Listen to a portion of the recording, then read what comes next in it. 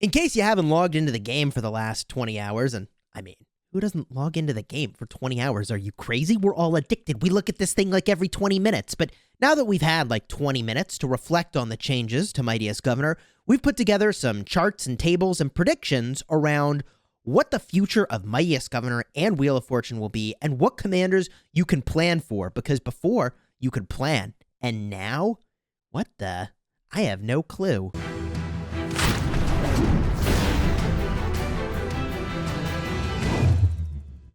Hello, my friends, and welcome back. I'm Chisgule Gaming, a sponsored content creator for Rise of Kingdoms, and I love this game, but this change is throwing me for a loop.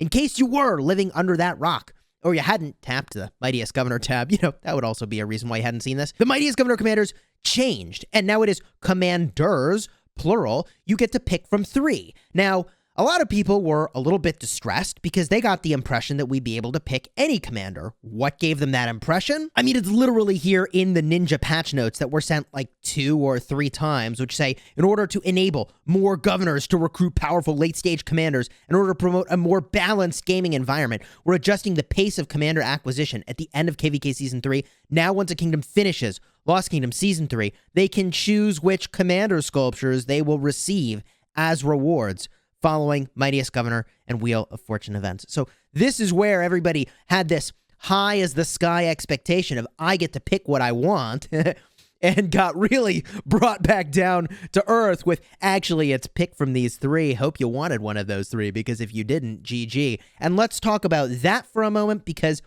man, has a lot changed and we have to figure out how do you plan for what commanders are coming into this game now? Like what's next?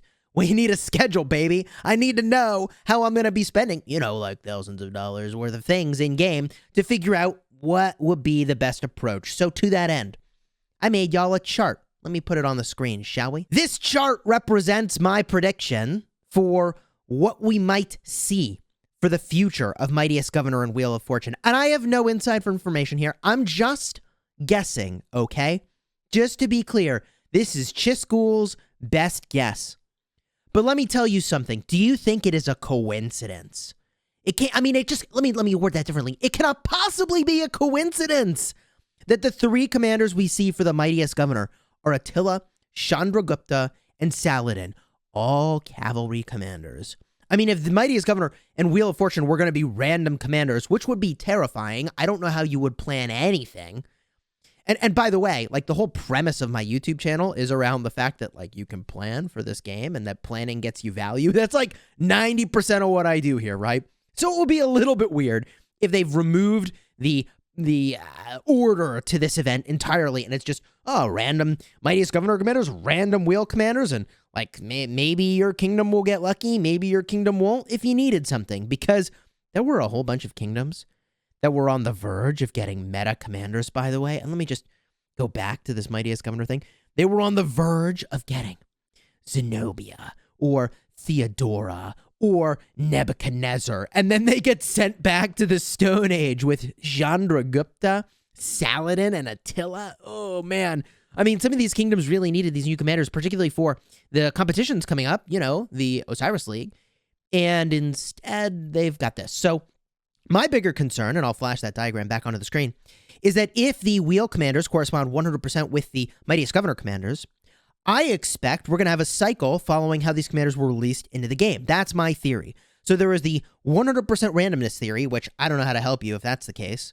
Or there is the theory, which I believe that is most likely to be the case, which is that things are going to follow the cavalry, infantry, then archers, then leadership commanders cycle, as we have seen in the past for how these commanders were released into the game. There are a ton of implications here, though, and we've got to keep talking, and there's a lot to talk about in this video. So, first of all, I think that this is the way things are going to cycle in. So this next Mightiest Governor, we're going to get calves, then infantry, then archers, then we get leadership commanders. If I am right, however, this sets a really weird precedent for the acquisition of commanders in this game, because let me run something by you. Let me show you this. We have KVK coming up. Strife of the 8. It's going to be from 3:30 to 5:19. So what that means is that every 2 weeks, we're going to potentially be getting, if my theory is right, different types of commanders So by the end of KVK will be the next time that we have a Theodora Moctezuma cycle. And I mention this because if they are going to release some new commanders into the game, which normally they might do in like 2 to 4 weeks from now, if they're cavalry commanders, how are they going to do that? Are they going to replace Saladin and Khan in this diagram that I've put together and sort of cycle out the oldest commanders? Because if they cycle out the oldest commanders, but we're still going through the order in which I think things are going to go, cavalry, infantry, archers, and then leadership, that means we won't actually get access to the new commanders until after our KVK has ended, which would be weird. Also, it would dramatically change the way I spend my sculptures because, I don't know, it would be in the tail end of Arc League. It might be really important to have them. Oh my god, the whole... I'm just wrapping my head around this. So, I mention this because, also, think about the way you used to get commanders, right? If you were working on, let's say, William, you knew that you would get, probably 3 William wheels and a universal wheel, maybe not in that exact order, in the time horizon in which that commander would show up in the Mightiest Governor and Wheel of Fortune over the course of a couple months, right?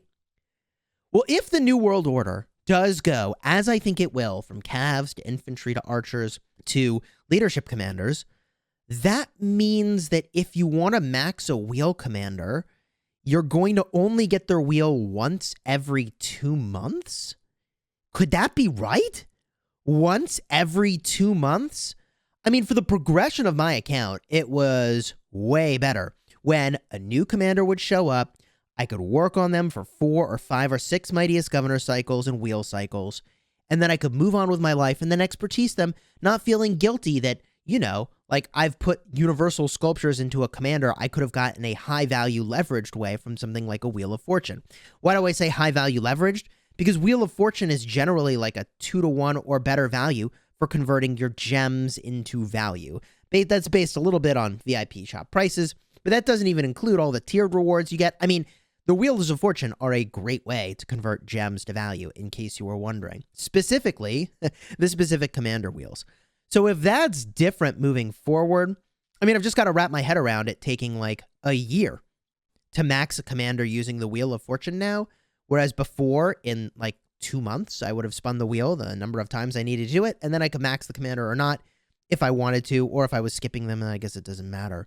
Now, for players that are more casual, I think there's a lot of upside to slowing down the rate at which high-powered players are getting stuff. But you know what? There is another way that I could envision this going, right? And although these are the commanders we see right now, Lilith has in the past changed the commanders we get right up to the Mightiest Governor happening.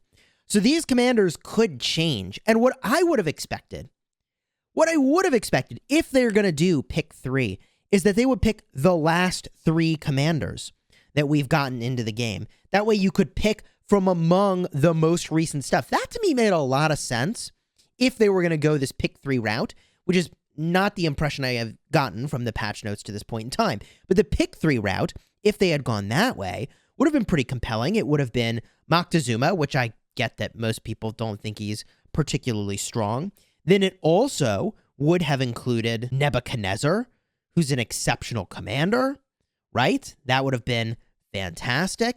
And it also would have included Zenobia, which people would have been pretty excited about. The ability to pick and choose from among Moctezuma, Nebuchadnezzar, and Zenobia, I think people would have been actually really happy with that adjustment of the Mightiest Governor from what it is, was to a pick 3 situation. That also, by the way, would have meant that you could have gotten Trajan from the Wheel of Fortune as a corresponding commander, and I actually have him level 60 now. You could have got Cyrus, or you could have got Harold, right? Like, those 6 commanders make a ton of sense. So, until we know how this is actually going to go for the Mightiest Governor and Wheel of Fortune, I would strongly recommend holding off on spending your sculptures until we have a sense of what the order is going to be for how these commanders come into the game.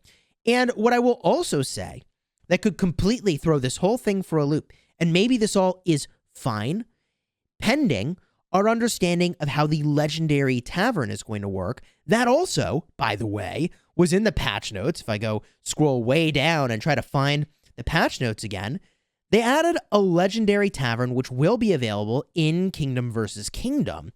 So we're adding a way to acquire commanders so that governors can access a wide array of commanders as soon as they enter the Season of Conquest. After a kingdom enters Season of Conquest, a new legendary tavern event will take place in which governors have a chance to gain sculptures for any commander their kingdom can already access. For specific details and schedules, please see the events page. Well, I mean, okay, so I hope there will be more information in the events page. As of right now, there's really not enough information to do the sort of planning I'd like to do, right? At this point, honestly, your guess is as good as mine as for how the Mightiest Governor and Wheel of Fortune will work. I'm definitely going to be counting down time. The 6 days, 9 hours as of the time of this recording. I guess 7 or 8 days if we're waiting until the Wheel of Fortune is actually going to show up and we see how it's going to work.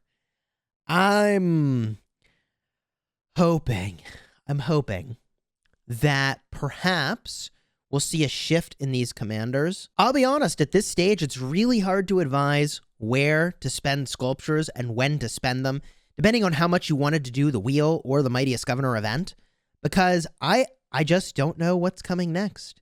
So we're all waiting with bated breath, hoping that we'll get some sense of order to what is in the future for our Mightiest Governor and Wheel of Fortune. And I'll just say that, players like to do a lot of planning. In this style of collection game, it's all about the anticipation and planning and organization and thinking through what you're going to do next.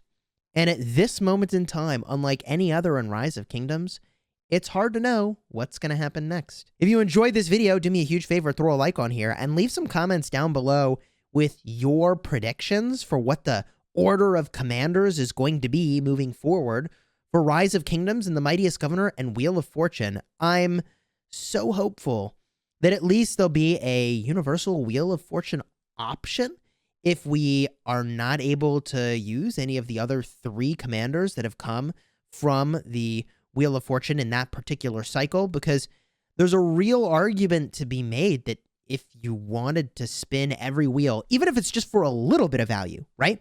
To spin to like 10 and get the extra sculptures, because there's, a reasonable return on value there, that if you went all in on the Cav commanders, you'd be in kind of an oopsie situation where I guess that wheel you just sit out. And maybe that's not the worst thing.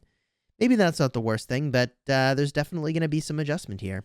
Until next time, you have fun smashing the kingdom.